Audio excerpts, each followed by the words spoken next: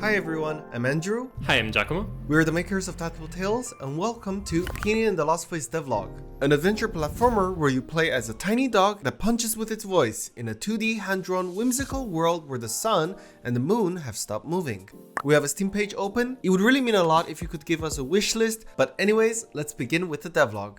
So after our previous devlog, I implemented all the new animations Giacomo made for Penny, Trumpet Bore, and Drumbat. Things are going pretty good in that retrospect. I have also made some minor bug fixes, like fixing the crouching speed when you jump. The speed mid-air is now changed to the walking speed, so now even though you're crouching, you have a much better control. I also adjusted the speed and height so that in the future times when we will be doing some level design, I will get a much better grasp of the type of pacing we want. It took more than expected, but at last, the ground tilesets are done. Despite reusing the same elements from the previous version, it still took me a bit to figure out how to make them connect flawlessly. This new version has these tiles that are essential to connect the slopes to everything else, and they come with two variants, since the edge of the shadows in the one tile slope differs from those made of 2 and 3 tiles. But now we have them set up in Unity as rule tilesets, and look at the magic! Placing them around and seeing them change shape on their own is a lot of fun. I had to spend some time adjusting their colliders, since I wasn't super happy that Penny was walking almost outside the edges of the grass at certain points. I used this version of a tileset with a red guideline drawn on top to help me get precise collider lines, to then swap it with the original version to see how it looks with Penny on top. It took different attempts to get these colliders right, but I think they're working fine enough now. Oh, and there is also this other tileset I made in the meantime, which is just a still PNG and was much easier to get done. It's gonna be one of those platforms placed above the ground, which are still connected to it, with these walls placed in the background.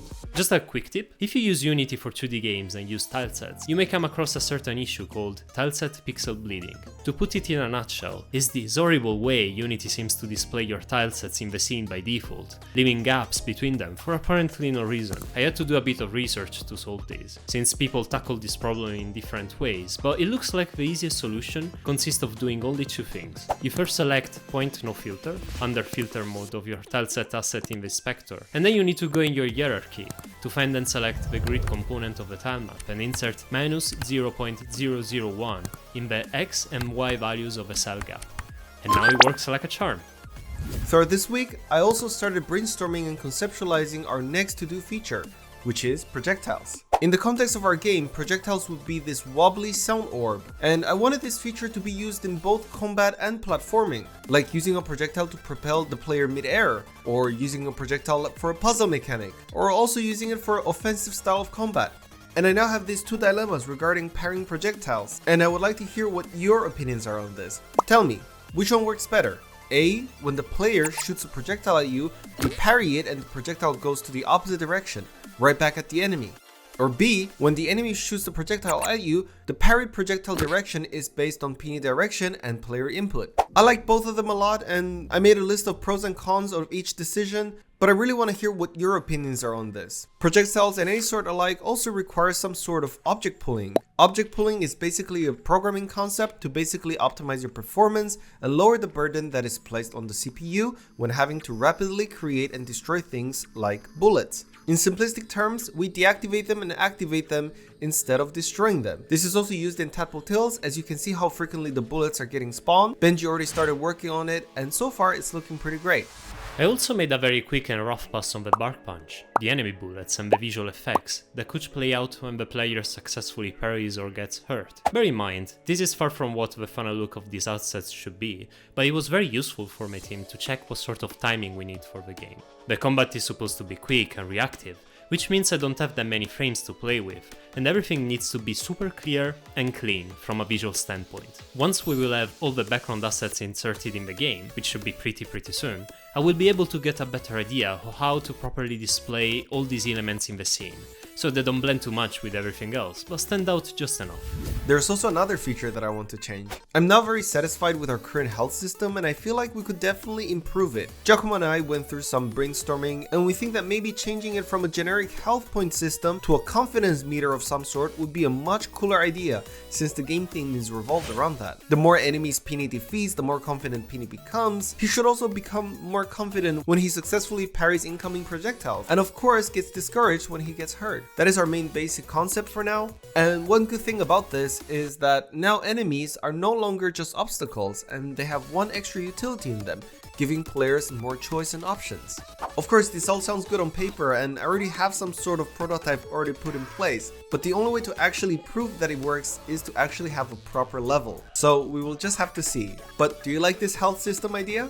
On the business side, as Jocko and I are trying to turn this game into a reality, we often get overwhelmed with the amount of things that we have to do. And if it was not from the support from the lovely game developers like Raresh from Bear and Breakfast and Rami Ismail from Nuclear Throne, I think we would have been still at the very beginning of our stage. So thank you so much. I can say this for sure, if you're in a similar situation and you don't know how to deal with these sort of things, don't be afraid to ask and reach out for help. Especially the game dev community is really loving and supportive. Making games is tough and it's never an easy task, and you can join our Discord as well. We have developers and artists ranging from all kinds of different backgrounds, and I love seeing how my community has grown to be. Everyone is so kind and has helped each other out throughout the time, and both Jocko and I are so happy to be part of it. Now, in my life this week, the weather has gotten a lot warmer. It's almost t-shirt weather here, which is honestly great if I didn't have hay fever. I recently went to this adorable Italian restaurant in Bucharest with my friends called Belli Siciliani, and I had some really amazing food. The place was beautiful and they had a bunch of strange looking dogs. Honestly, 10 out of 10. I also introduced Giacomo to classic WoW. He decided to play as a Tauren druid and I am a Tauren hunter. Yeah, it's my first time trying out World of Warcraft, and even if I'm very unfamiliar with this type of games, I must say, it's been pretty fun slaughtering the local fauna and bothering other players by mooing at them all the time. Also, my partner and I recently celebrated our anniversary, and for the occasion we went to eat on top of a gherkin, one of the most unique looking buildings in London. It was a fantastic experience, eating nice food with a stunning view of the city from sunset till nighttime. And now, it's time for a new poll.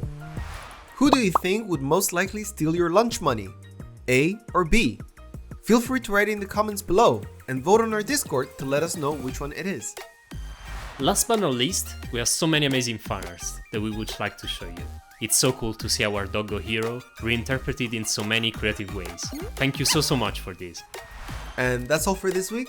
Thank you guys so much for watching. If you enjoyed it, please consider giving us a like and subscribe to be part of our journey.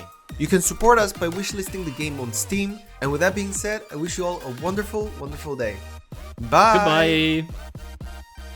The smoothest ride you're likely to get across the parents. Sit back and enjoy the flight, eh, kid? Ain't nothing like that sweet dry air mixed with the scent of oil. Giacomo, no!